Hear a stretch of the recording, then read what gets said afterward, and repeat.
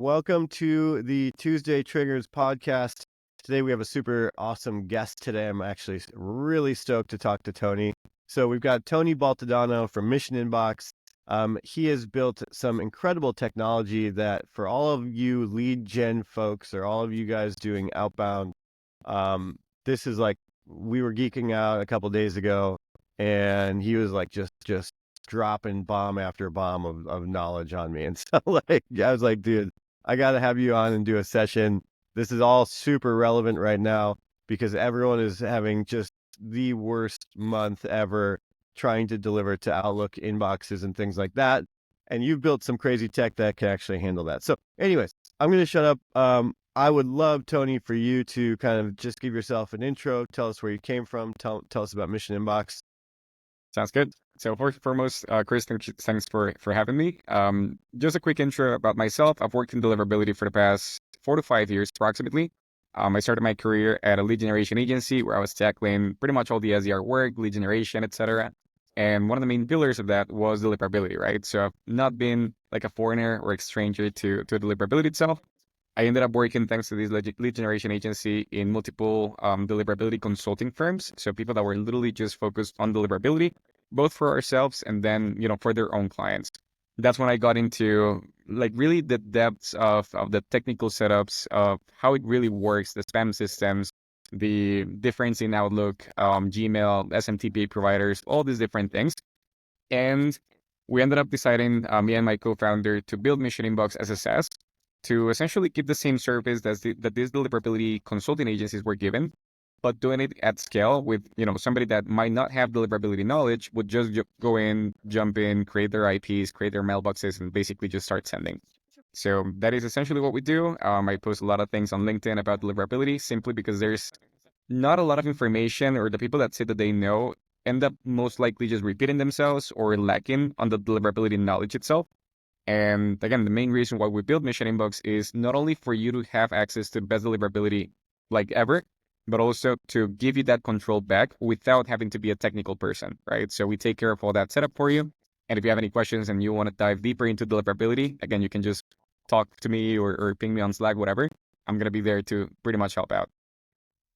So we'll dive into a lot about what makes your setup different than, so the way I think about it is there's pretty much, and you can probably tell me I'm very, very wrong, but there's Google providers, there's Outlook providers, and there's SMTP providers, right? Yes. And we've had Mike from MailReef on before. For most of us in the agency space, or for most like small companies, they're going to go one of these two routes, Google or Outlook. And then there's like tiers within those levels. So there's like buying actual Google accounts, Google reseller accounts, and it just kind of drops down, down, down, down, down, down. And like same like, again, there's panels and like EDU panels, nonprofit panels, all these things where like people are buying, saving lots of money, but they're getting a lot worse quality. And then there's the SMTP space, right? So, and in that space, you're kind of building your own setup. Now, I'd say the first way to kick this off is certainly for you to spend a few minutes talking about your guys' setup and what that secret sauce looks like.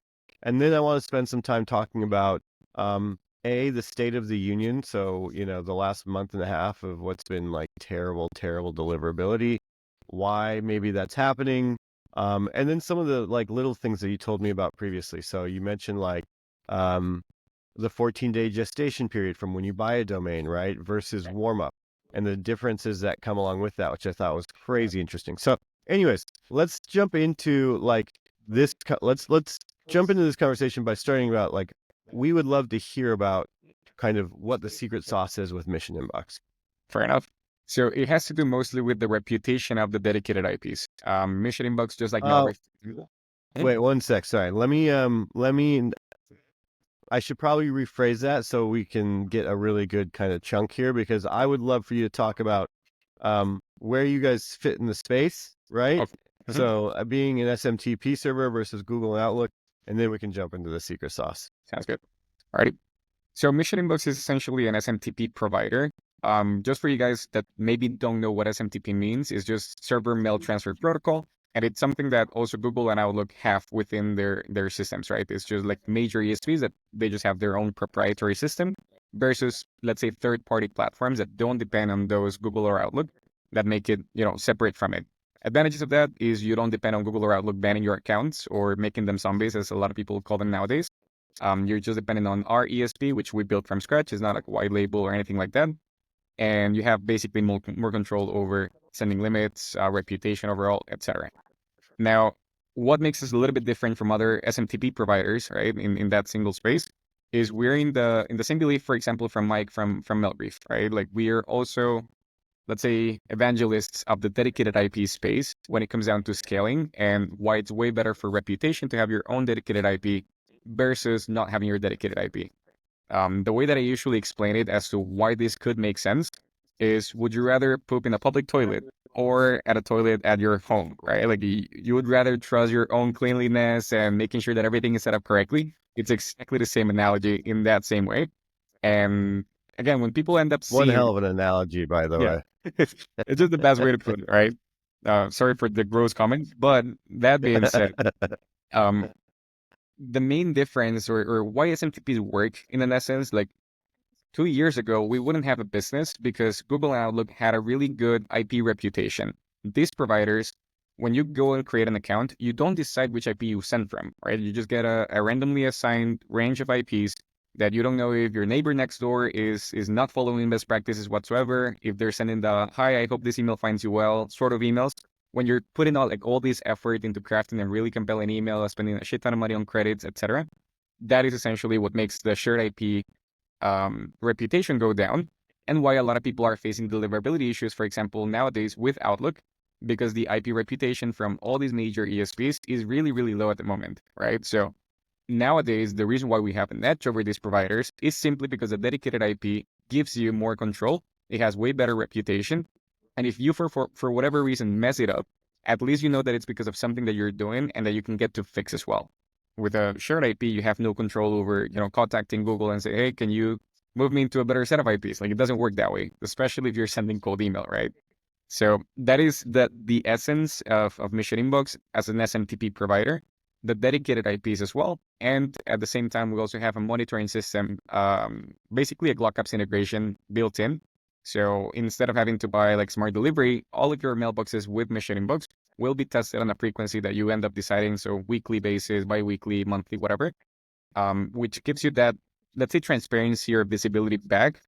Nowadays that you don't track opens, you don't track anything that is not response rates, you don't track that, right? So how do you know if your mailboxes are, delivering into the inbox folder, or maybe it's your copy, the one that's not making you go into the inbox, right? So those sort of things in analytics is the one thing that we give you back with Mission Inbox, and what separates us from the rest. So with these other providers, right? Google and Outlook included now, which, I remember like talking about this with Mike and some other people, like you can just get placed on a bad Outlook IP. Yeah. And like they rotate your IP every couple weeks. And so it might just magically change overnight, but then it might magically change again 2 weeks later. And I've heard there's like ways you can actually call and request that stuff, but like quite frankly, when for us we've got like, you know, 10 or 15,000 inboxes, like we just don't have time to be messing around with that or like testing these on an individual level. And you're saying that's like going into, like the porta potty at a music festival versus your version is like going into a squeaky clean bathroom, right? So Right. you never know what you're gonna get with one, where the other it's like a nice, clean, safe space.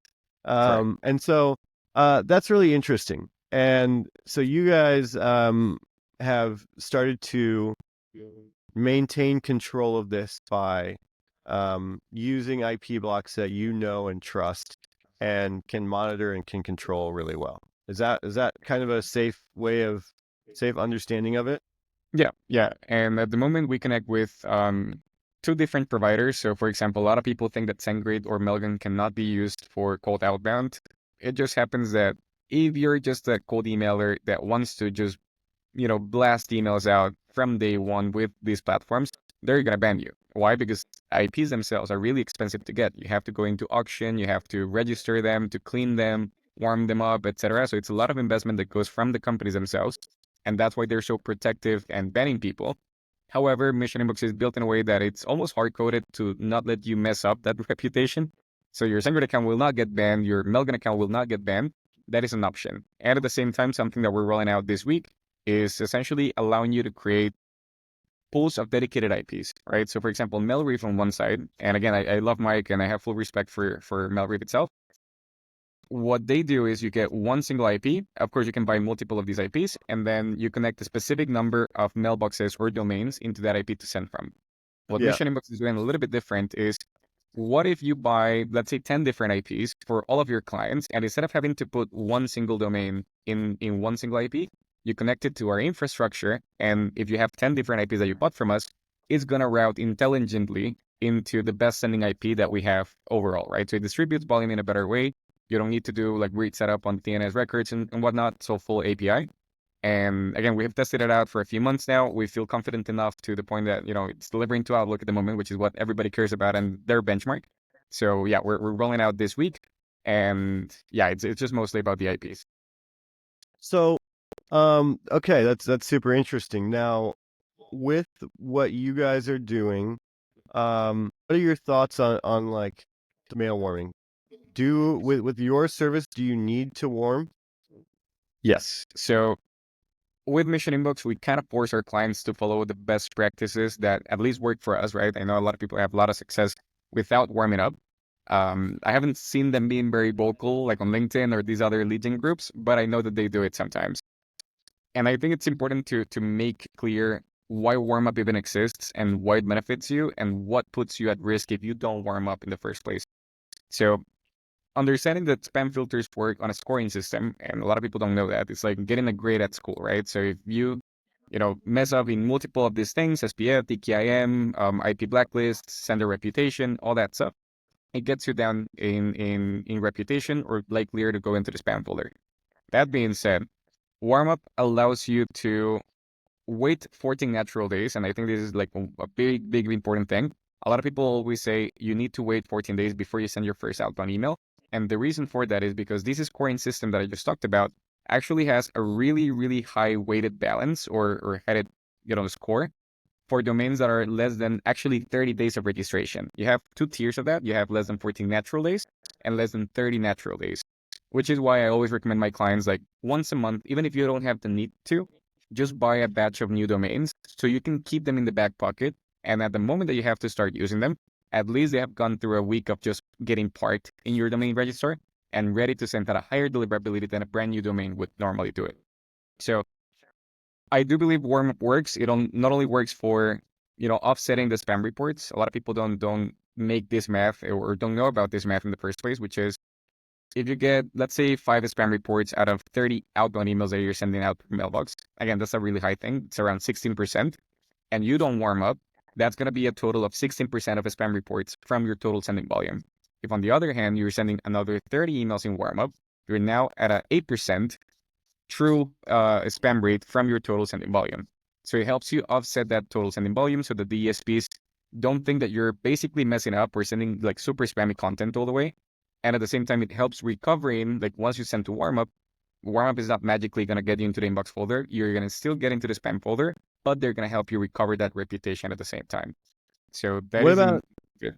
that makes a lot of sense. That's a good way of saying that, and that's the way we've always looked at it. But like recently, I mean, everyone's trying everything, right? We're all like Sure. frantically trying to figure it out, and there's no control, right? There's no like, okay, these things will all remain stable, and then just change this one thing, right? There's like, well, everything's like a little bit different, and no, you're emailing different sets of people, and even if it's the same set of people, they're different people. Like, there's just no good way to really test this stuff from our end, right? And we try our damnedest for sure. But um, to that point, so warm up's still like a key important thing. What do you think about the importance of the warm up pool itself, the sender IP? People are talking about okay, and like instantly, Smart Lead might have their hangups, right? Or may have reached like critical mass, so to speak, in some ways. or, there could be, terrible SMTP setups in your warm-up pool. So even if you're ultimately warming up, you're sending, to 10 people who have just terrible sending reputation, like that could affect you too. So let's Yeah, talk about some of those elements for a few minutes. for sure. So I'll start things up and kind of calling myself out on this. But if you have SMTPs in your warm up pool, it's essentially better if you don't warm up at all, right? Or if you're sending to a high volume of SMTPs, right? Because you're not training any algorithm, you're not sending anything to Google or Outlook, which at the end of the day, that's what your prospects are most likely going to send. And if you think about the the warm up pool that, Smartly and Instantly have, you have a lot of people using Google accounts, Outlook accounts, and then maybe 20-30% of the total capacity also through SMTP providers because they have the fame of being cheaper, right? So that is the main component. I would also say that simply because of the reputation of these mailboxes, they're most likely always going to be shared across the same sort of users. Say for example, you're buying from a reseller, and 100 other users are also buying from that reseller. You're kind of warming up within your network, not within the different ranges of IPs, right? So I do think that if you're warming up just to get domain reputation, they work just fine. So going after Google accounts, doing mid-market, enterprise, definitely not. That's going to be good enough for you. Getting into your Google inbox folder. Outlook itself, Outlook cares about different things, which is why, again, dedicated IPs even make sense at this point. My perspective on warmup itself is if you're reaching after enterprise accounts, you need to have a really high quality IP. You need to have a separate warm-up system, something like Warmy.io or with MailReach, for example, that have a separate warm-up system. And the beauty about the systems is that instead of the usual, again, there's two types of warm-ups. You have the warm-ups like Instantly and Smartly, where every single user says, yes, I want to send emails across everyone on their network. And then you have other warm-up systems that what they do is, hey guys, I have set up 1,000 different accounts with Proofpoint, Barracuda, Spam Assassin, Outlook in Netherlands, Google in the States, whatever. And then you send to those accounts directly. It's like a centralized approach versus a non-centralized approach. So you're not dependent on what sort of IPs or what sort of mailboxes these people have in their reputation or in their warm-up pool. It's mostly about what their SID list, and that's how they call it, their SID list actually is. And generally speaking, the people that pay for these platforms actually end up having a really high reputation, a really high deliverability to enterprise itself. And that's why, again, their pricing in most of these cases is actually outrageous on the websites because of how good deliverability is for them down the road. I mean, it's wildly expensive. It is. It is. Now, there's a beauty about it, which is if you have a high volume of mailboxes, let's say that even starting at 20 is like good enough for a discount, you can end up getting the accounts for maybe $2 to maybe $6 to $5 in most cases. And the trade-off that I usually tell people there is, well, if you definitely need to deliver to Outlook, go with that. Yes, you might spend more money per domain, but if you just do, for example, with those same $6, you get about what, two mailboxes more or two domains more. That is also something that you could do, but know that you're not going to crack into the Outlook deliverability, right? So you get Yeah. maybe more sending volume by getting more accounts, but the main account that is going to be enterprise or Outlook itself, it's still not going to be like cracked at that moment. Yep. And I have a lot of hard data as warm-up itself, not only working for you to get into the Outlook folder or inbox folder, but also the longevity of the mailboxes themselves with these platforms versus normally, say Smartly or Instantly itself. If you put a mailbox into Warmy, it's probably not going to burn in 2 to 3 months. Whereas a lot of Yeah. in like this, replacement rate every 3 weeks, every month and a half, etc., by using Instantly and Smartly. Yeah, dude, I mean, we can talk about this more on the Tuesday trigger session, but goddamn, I'm not paying for Warmy. Like, look, maybe they'll see this and they'll twist my arm and whatever, but like, $49 a month for one mailbox, dude. I got Yeah, 10,000 ridiculous. mailboxes. Like, how am I ever going to be able to afford that at scale? But I like your point. I just wonder when warm up is going to be more democratized as well. So. What does that mean to me? I don't know. Who's going to start building a scalable way to make private warm-up pools? Something like that. I don't know. We'll see. I'm pretty sure there's definitely some people that are thinking about it, but we'll see where it goes. So, cool, man. Well, thank you very much for coming on. Incredibly excited for you to come talk to the Tuesday Triggers group. Um, how do people get tested, or how do people start with you? What is again, for like what's the public pricing? Give me a rundown of everything. Yeah, so you can log into missioninbox.com and then try for free. It's like a big button on the top right corner. You're gonna have a 21 free trial basically, so you have access to pretty much everything that Mission Inbox has to offer. And pricing after that trial starts at a $250 per month fee just to get access to the platform. Then if you bring your IPs from say SendGrid or Melgan, you basically pay nothing. If you want to use our dedicated pool of IPs or create your own dedicated pool, each IP starts at $70 per month. And then on top of that, $3 per mailbox per month. That is essentially it. You buy your domains wherever you want to buy them. So GoDaddy, Porkbone, Cloudflare, Ionos, whatever. You just register it, and we have an API so that you can get all these different records set up automatically for you. Sweet, man. Thanks for coming on. Talk to you soon, brother. Talk to you soon. See ya.